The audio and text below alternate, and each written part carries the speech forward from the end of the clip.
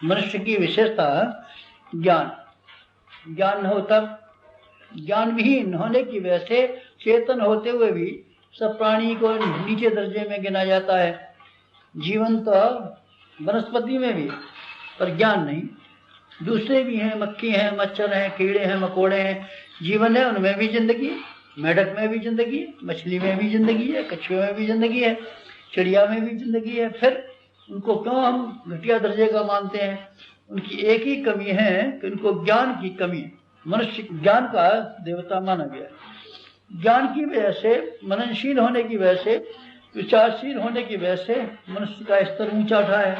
कल्पना कीजिए, प्राचीन काल में जब मनुष्य वन मानुष रहा होगा, जब उसको ज्ञान नहीं रहा होगा, सामाजिकता का ज्ञान नहीं रहा होगा और जीवन की जिम्मेदारियों का ज्ञान नहीं रहा होगा, अपनी गौरव गरिमा और गुणकर्म स्वभाव की विशेषताओं के बारे में कोई जानकारी नहीं ली होगी, तब तो वो भी जैसे कि डार्विन साहब कहते थे, बंदर की औलाद, वास्तव में बंदर की औलाद की तरीके से ये इंसान भी रहा होगा।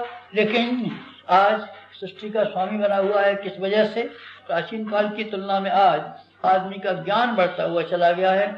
ज्ञान की दो धाराएं हैं और दोनों को ही बढ़ाना चाहिए। एक धारा वो है जो हमारी जीविका पैदा करने के लिए काम आती है, इसको शिक्षा कहते हैं। लोक व्यवहार उसी के आधार पर सीखा जाता है। बच्चों को स्कूल में जब हम पढ़ाते हैं, इस शिक्षा पढ़ाते हैं। शिक्षा का क्या मतलब? शिक्षा का मतलब है उनको लोकाचार आए, उनको ये मालूम पड़े संसार की बनावट क्या है, भूगोल क्या है, इतिहास क्या है, दुनिया में इंसानों की चाल चलन क्या रहे हैं, दुनिया में किस तरीके से उतार चढ़ाव आते रहे हैं, पेड़ कैसे पैदा होते हैं, ये सृष्टि क्या है, राजनीति क्या है, समाज क्या है, ये नागरिक कर्तव्य क्या है, जीविका उपार्जन कैसे करनी चाहिए, अर्थशास्त्र क्या है, वगैरह। लोक व्यवहार में प्रवीण बनने के संबंध में एक, जीविका उपार्जन के संबंध में दो, जो जानकारियां हमको मिलती हैं उसका नाम शिक्षा है। आवश्यक है, शिक्षा आवश्यक है। शिक्षा न होगी तो आदमी अपने शरीर को संभाल किस तरीके से पाएगा, समाज के साथ में तालमेल बिठा किस तरीके से पाएगा, अपनी अकल का उपयोग किस तरीके से कर पाएगा। ये सब जानकारियों के लिए शिक्षा तो आवश्यक है।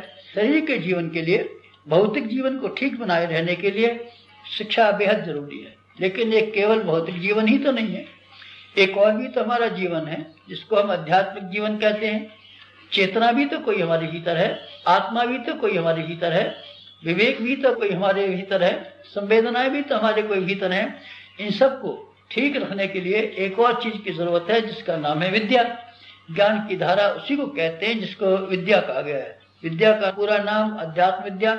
आप माने तो भी हर्ज नहीं है। प्रथम भरा प्रज्ञा इसको कहें तो भी कोई हर्ज नहीं है। विवेक आप इसको कहें तो भी हर्ज नहीं है। इसको आप गायत्री कहें, प्रज्ञा कहें तो भी हर्ज नहीं है। वास्तव में महत्व उसी का है। दुनियावी जानकारियों के बारे में तो ढेरों आदमी ऐसे हैं जिनकी जानकारियां बहुत हैं, होशियार बहुत हैं। आदमी विद्यावान कम है क्या दुनिया में? कलाकार कम है क्या दुनिया में? चतुर आदमी दुनिया में कम है क्या? क्रिया कुशल लोगों की कमी है क्या? आप बताइए ना। जेल खाने में पड़े हुए लोगों को आप नहीं देखा है? एक से एक होशियार आदमी, एक से एक समझदार आदमी। जालसाजों में पढ़े लिखे ही आदमी ज्यादा होते हैं। नासमझ आदमी जेब कटी कर सकते हैं और छोटे मोटे काम कर सकते हैं, पर दुनिया में जो बड़े बड़े जालसाजियां हुई हैं ये पढ़े लिखे लोगों ने की हैं। तो शिक्षा की बात मैं नहीं करता, शिक्षा अपनी जगह पर मुबारक, मुझे कुछ लेना देना नहीं। लेकिन जहाँ आप लोगों की सेवा में मैं कुछ बात कह रहा हूँ, विद्या के बारे में कह रहा हूँ। आपको विद्या का महत्व समझना चाहिए।